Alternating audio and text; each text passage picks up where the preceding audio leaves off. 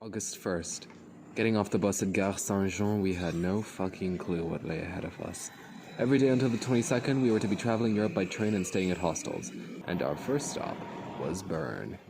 I had, because I'm a fucking idiot, had the schedule wrong last night, since the tickets we booked were not the ones I'd originally planned back in April, so that was a fun bit of a healthy anxiety attack yesterday evening. Strasbourg. Thankfully, Ian figured that out, and we knew we were headed for the 8:54 train to Strasbourg. That would be our first leg of the journey to Bern, and nothing could possibly go wrong. Nothing could possibly go... With that in mind, I think it's high time you stopped listening to me talking over clips of a train station and started watching clips of the camera pointed outside of the train, looking at the outside world. Admire it. I know, weird, isn't it? It's so full of weird brown things with green, smaller things at the ends of them.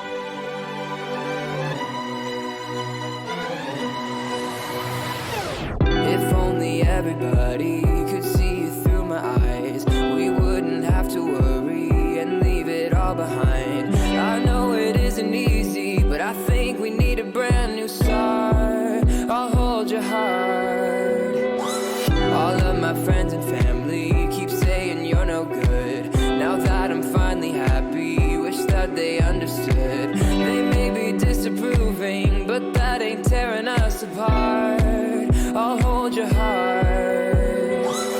Exhausted every option, it's time to run away. Won't even pack a suitcase, I don't need anything. As long as you're beside me, I know that it'll be okay. We'll be okay. 'Cause if it's us against the world, we'll fight it and win. As long as we're united, take my hand and don't you let it go now. We'll find our way out when we are faced with danger and eyes that stare at us in anger. Take my hand and don't you let it go now. We'll find our way out. And voila, Bern. It's the capital of Switzerland, but no one's ever heard about it because it isn't actually the largest city in Switzerland, which is to say it's the 5th. Still absolutely gorgeous. So, in the interest of balance, here's something absolutely not gorgeous. Me wearing my coat's hood while my hair's still in a knot beneath it. Genuinely, the most beautiful part of Bern is the river, and here's the proof, complete with what I hope isn't suicide netting. I mean, It wouldn't prevent suicide. Because anyone with a real will to die could just jump a little farther. They'd also have quite the drop. For your enjoyment, here's a photo of the most terrifying thing I've seen in a while. Apparently the smaller version in that shop is edible. And in typical Bern fashion, here's a bridge in front of another bridge. These Swiss sure do love their infrastructure. Beautiful river is beautiful, and oh my fucking god, it's the double bridge thing again. Also, as much as that looked amazing from afar, the amount of midges up close was genuinely concerning. oh wow. Day 2, we were headed to the nearby Immontal factory. The tickets for 2 30-minute return train trips were genuinely so expensive, my thoroughly uni student brain brother nearly keened with a pain of it. In response, we decided to choose the bus tickets. This absolutely, certainly, 100% totally did become a trend. In the factory, we experienced this frankly terrifying horror movie opening. Oh goodness.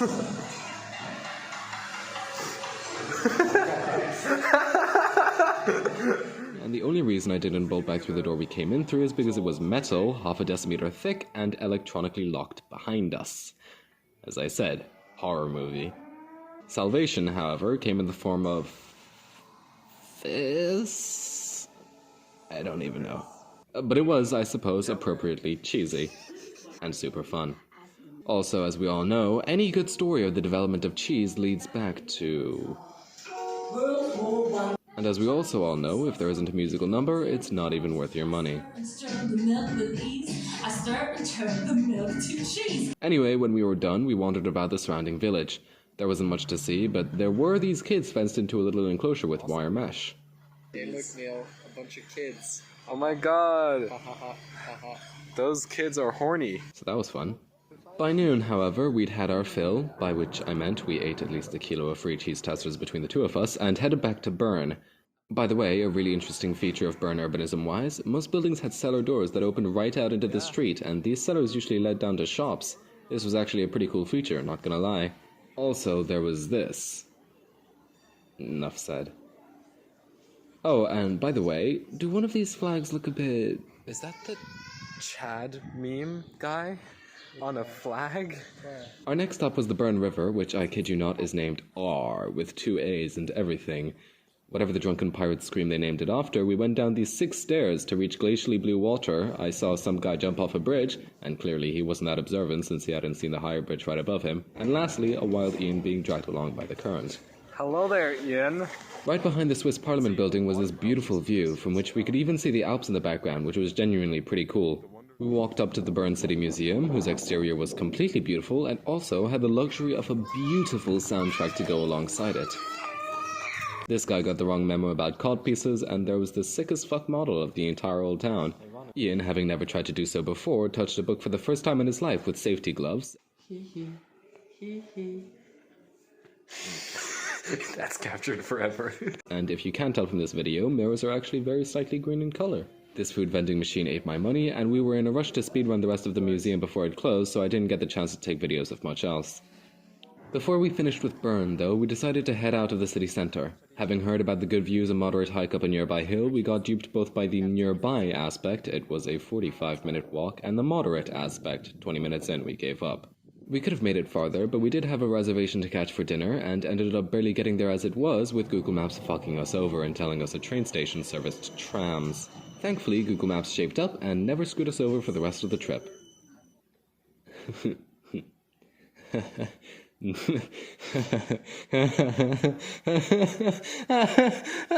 Eventually, we caught the tram, cheesed it, and through this cool, completely unnecessary alley diversion, reached our restaurant. There was fondue. It cost €25, but in Switzerland, you found a straight-up bargain if a bag of crisps costs less than a second mortgage and both of your kidneys, so yeah. Day 3, we took full advantage of the free breakfast, which had exactly the flavor you think it did, which is to say, none, and headed to Bern-Bahnhof. We were going to be taking regional trains down to Milan, with a tricky 4-minute transfer in Lugano, but from then on, it'd be high-speed heaven all the way to Bologna.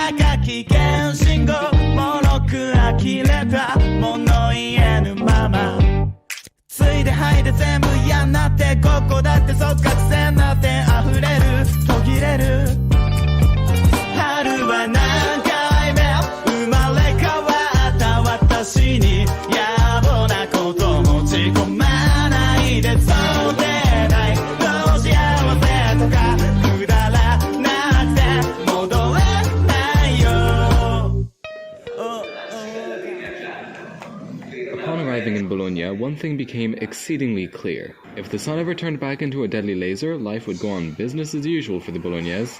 Not only was it cloudy pretty commonly, but also arcades lined basically every street in the city. This was, if I'm to be fancy and use urbanist terminology, totally rad, and furthermore, straight bussin'. As soon as we offloaded our bags, our first stop was the Archaeological Museum of Bologna, which was 90% pottery without English explanations and 10% this. It's because he's mad that his entire life was dedicated to this. Staring at his ass. Do note, the amount of rock-hard dilfs in Italy would make a straight man nervous, alright? Stop judging me. But where there weren't dilfs, there were complete abominations to ogle at instead, like this Holy Trinity, or an interesting use of juxtaposition. This guy's ready for anything. This guy's ready for death. Ian suffered a brutal, traumatic assault by my hands. Where's your nose? The mural work was possibly a little anachronistic, and also, even if there was an English explanation for the pottery, it tended to be a bit too careful with its wording. Hey, remember about 30 seconds ago when I called Bologna's urbanism in any way good? This single intersection nullifies that statement.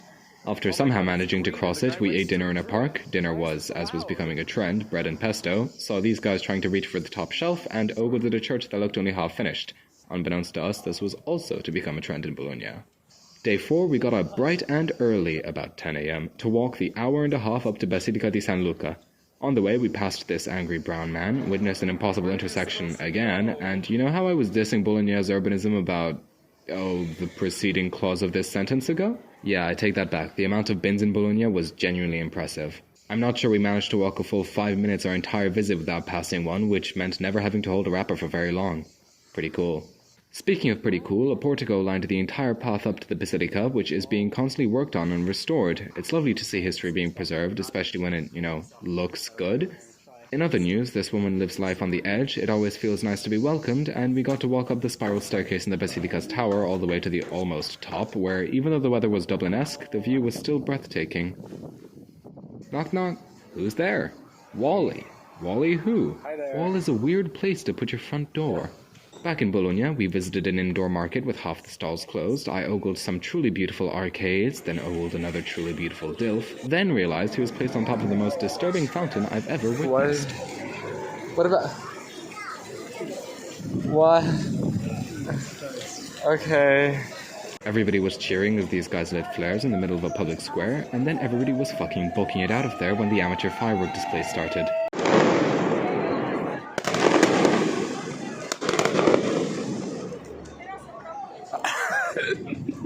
Everybody just ran! Holy shit! Right in front of my salad, too. Just kidding, we were totally still eating just bread and pesto. The main square had one of the most beautiful public libraries I've ever seen with a kids section. The police showed up about half an hour late, and oh look, another half-finished church. This church was completely finished, probably cost millions to build, and seated about 20 if everybody squeezed real tight. And also, there was this iconic dichotomy. Do you even lift, bro? More than you. We visited the Leaning Towers of Bologna, which genuinely looked cooler than that pizza knockoff southwest of Bologna. And speaking of pizza, each of these slices was just €2, and mine was fucking delicious. Being genuinely almost as cheap as bread and spread, you can bet your ass we came back. Also, for your viewing pleasure, the guy behind Ian while we were eating. Puberty was not kind to Vector from the hit children's movie Despicable Me. Stop! Dilf alert. Alright, moving on. The museum in Bologna University was somewhere straddling the line between morbidly interesting and straight up terrifying. To illustrate, here's an entire wall of wax feet high. After we relaxed in this really cool cafe, Ian made a risky play. Sure, let's do it. And I had a pretty fancy looking snack while Ian went back to Due Torri, the pizza place. Also, foreshadowing. Foreshadowing? Indeed, hidden on the northern edge of the city centre, Bologna has one bridge from which the buried rivers are publicly viewable. Unless you count this as publicly viewable. In which case there are 2 viewpoints. Day 5, it was drizzling and grey. I was also mildly pissed off because I had seen trolleybus wires on basically every street in Bologna and still had yet to see a fucking trolleybus in the entire last 2 days. All in all, not an auspicious beginning to the day we were to be headed to Modena. Still though, the tickets were under €5 per person, and the arcades meant we were basically dry by the time we reached the train station, even without an umbrella, so a silver lining had glimmered even this early into the day. When we arrived, Modena was... empty. I could not tell you the number of streets we walked through or passed where the only signs of human habitation were just the curbside parked cars. It took until reaching the main road to finally see signs of civilization and... What the fuck? Trolley buses! What is this? Life is cruel in idiosyncratic ways. We arrived at Modena's Fine Art Museum, being the only ones in the entire building other than receptionist. I showed off just how large my pocket is, but get a good look at that thermos while you still can, folks. And... Sex. sex. What? Sex. This guy gets it. Also, I just know these Roman statues would be great listeners. I'm all ears. Whilst in the reception, by the way, some completely random man came up to me impatiently and handed me a bunch of photographs whilst rapid-firing in Italian, then left. I still haven't even a fucking clue. Also, just in case you were wondering how I looked that day, you can continue minding your own fucking business. This was still actually a really cool exhibit though, especially the video. Somehow still in one piece, this glass cup was old enough to have seen Jesus be unalived. The sculptor for this statue did not have a life, and the artist for this painting probably wanted to die after looking at her eyes just a little bit closer. By the way, a recurring theme that will grow evident in this museum, Medieval Christians were complete nutters. The plaque beside this painting was suspiciously silent on the fucking lion. This was just genuinely impressive. And this guy liked Jesus' crotch smell, apparently. Cute doggo is cute. The thug life chose Cupid. These fuckers hate each other. These Siamese fuckers also hate each other. And this isn't funny, it's just ridiculously impressive. Alright then, you heard it here first, folks. The Bible was lesbian. Looking at this painting's depictions of clothes hurts my brain. This apparently needed no further explanation. And whoa! Everybody stop what you're doing. This still had nipple armor. But Modena was not large enough to have much in the way of attractions open at 3 p.m, except for, suspiciously, a free guided tour of one of the most popular balsamic vinegar producing families of the region. The countryside was just as eerily deserted, but the day really turned around when we started the, yes, actually free tour. The old machinery, the family's maestro, an oxidized piece of vinegar that's over 2.5 centuries old. Also, big fucking barrels, and the mezzanine genuinely smelled so good, I swear. Then, believe it or not, vinegar tasting. And it tasted fucking good, dude. I'm not ashamed to say we bought it. In complete contrast with the liveliness and joy of the production facility, the nearby village made me want to snort antidepressants just to make it down their main street. None of the shops were open while we waited for the train back to Modena that we straight up didn't pay for, in a train station I would piss myself in if I were left there completely alone. In Modena, there was a postmodernist-looking paint job in this house. That is not, in fact, the Ukrainian flag, and because the tour guide had personally recommended it, we went to the locally famous gelateria and asked for what they recommended that went with balsamic vinegar. I got cream, Ian got milk, and it genuinely tasted amazing. Also here, as a treat, have some terrifying/terrified lions? ? But after all that, the day was starting to draw to a close, and even though we'd meant to visit Parma as well, the city's attractions basically all closed by 5. This wasn't unique to Parma. No. It was like that fucking everywhere in Italy. Also, they only opened at like 10. Also, they sometimes closed in the afternoons for lunch breaks. I kid you not. Ian and I both hated it with a fiery passion. Here's the second public drug user I'd seen in Bologna, virtually captured from afar because I had enough self-preservation not to try to do so from any closer. It contrasts a lot with how absolutely gorgeous the city can be in the historic center, full of music and life. Also, we went to Bologna, and for our last supper there, I still hadn't gone on pasta bolognese. In my defense, it doesn't even originate from Bologna. What's that? You still want me dead? Day 6 was supposed to be a relaxing train ride to Bari. I was supposed to have had the correct departure time for our train on the app. We were supposed to arrive at the train station by 10:30. Instead, we left at 10, oblivious to our stupidity, and even stopped one last time for some due torli. We're back. Well, I don't regret that last part, to be honest, but it still culminated in us reaching the train station knowing we'd missed the train we'd booked, and the app we used for booking train tickets told us everything else today was sold out. This was a fucking disaster, because I'd somehow had it in my mind that we needed to be in the city by 10 p.m. the next day or we were missing our ferry to Dubrovnik. Not only did the tickets cost upwards of €70 each, the crossing only happened once a week. If we missed that ferry, we were well and truly screwed. So thank fuck, then, that we reached the train station, consulted the last-minute service, and managed to reserve seats on that evening's 4 p.m. train to Bari. We'd be arriving at 11:30, but we were honestly so relieved, and the ticket reservation only cost €2 each, what the fuck, that we gave absolutely negative shits. Furthermore, I'd had the timing wrong, because, again, I'm an idiot, and the ferry was for 10 p.m. on the day after tomorrow.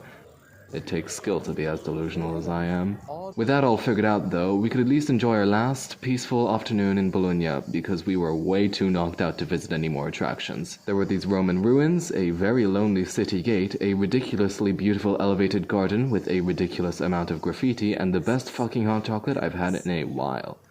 We hung out in that cafe playing BPM for a few hours, de-stressing after that morning, but eventually 4 p.m. rolled around. So, we hopped on the train, I yoinked a window seat even though we technically hadn't reserved one, and sat back as our next 7 hours of life rolled by on the beautiful countryside. Time to make you move to exactly what you do. It's a sure shot.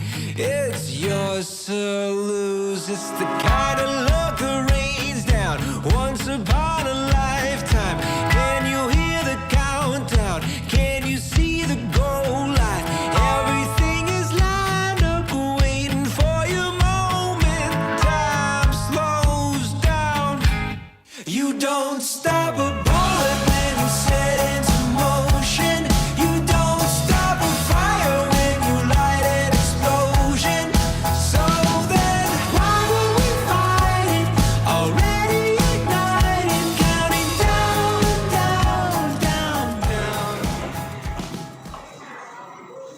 arriving in, as even the English train announcements referred to as.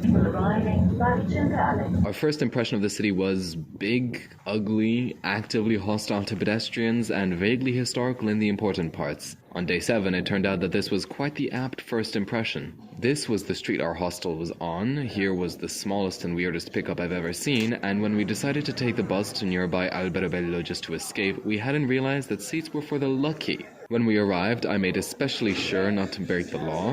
No, Ian, I gotta stay on the sidewalk, Ian. Don't you know? You're not allowed to jaywalk. Jaywalking's illegal, Ian. It was difficult. And when we made our way into the touristy part, Alberobello's specialty was unveiled to us. The semi-famous Trulli houses that looked straight out of Smurfville. In one of them, there was this really cool scale model of the entire district. We ate lunch in the park at the top of the hill, and this ant was carrying twice his body weight for no discernible reason. After all that, we still had about an hour to kill before our bus back, and whilst I was searching for a nice cafe to hang out in, I found this one cafe which wasn't nice. 1 star. The food was way too expensive for how small the portions were. The ingredients weren't very good either. Very well. The fries weren't added to the bill precisely because we made a mistake. Literally the worst place you could stop in Alberobello. Staff don't even acknowledge your existence. Lady at bar was nice location with lots of shaded outdoor seating, but unfortunately it was the worst espresso that the coffee was not to your liking. There are many people who say otherwise. Slow and expensive tourist trap. No comments. What the fuck does this even mean? Thankfully, we managed to find one that was pretty cool. But one thing that was immediately clear in Alberobello was that there were way too many people. The only thing you could buy were souvenirs of ceramic Trulli houses, and everybody thought that they were more important than the unique history behind them, so modeled in front of scenic views instead of, you know, taking pictures of them. This was such a problem that instead of being able to take an actual panoramic video of the district, I could only take a video of all the people hogging the space for Instagram instead. On the bus back, there was this beautiful building I think was a cemetery, this beautiful building which looked like a miniature castle, and this beautiful building which, oh, never mind. It's a fucking prison. Back in Bari, we decided to try and search out the beautiful parts of town. The promenade was truly quite pretty, even if crossing the road to get to it took balls of steel. The architects for this building positioned the flags in the one place they'd be guaranteed to never get wind, and also my hair kept falling out of the hair stick, and when I gave up on keeping it pinned, the wind bitch slapped me in punishment. The only hectometer of proper beach in the entire city was understandably completely packed, so I read in this quaint park while Ian swam. After, however, we had the idea to eat cheaply with Too Good To Go, an app which lets you buy food from stores whose shelf life is almost over for a third of retail price, often tasting just as good as full value stuff. It was a little out of the way, but at least I'd be able to go buy a charger for my battery pack on the way back to the hostel after, since I'd forgotten to bring one at the start of the trip. Sounds like a good idea, right? It fucking wasn't! First of all, we learned that it was, in fact, possible for Bari to get even uglier than its non-historical city centre, which was an achievement. If there was anywhere we were going to be shanked or hit and run on the entire trip, it was here. Also, it wasn't even a short walk. No. It was going to be 25 minutes to the Too Good To Go pickup location, and then 25 more minutes to the hostel. And the cables and charger store closed in 40 minutes. When we reached the Too Good To Go store, I split up from Ian to run ahead, hoping to reach the charger store before it closed. Here's me explaining it ever so eloquently. Currently running all the way back to the train station just so that I can grab a micro USB cable. The shop closes at 8. It is currently 20 to 8. Google Maps says it is a 20-minute walk, hence running. I'm starting to use these videos as an excuse to take a break, but even whilst running I still only have 4 minutes of cushion, so I'm just gonna run! Also note, I'm running in slippers. That makes this very fucking awkward, and I can't run as fast as I can, because otherwise I'll fucking trip and break my nose, and then I'm not getting anywhere in a hurry. Nearly there. Maybe a 7-minute run left, and it's only like 7 minutes away. Those are the same word, so I have 7 minutes to buy shit, which hopefully should only take 1. Let's go! GBC, that's what it says on the illuminated sign. Illuminated means still open, right? Still open, right? I have only a cable.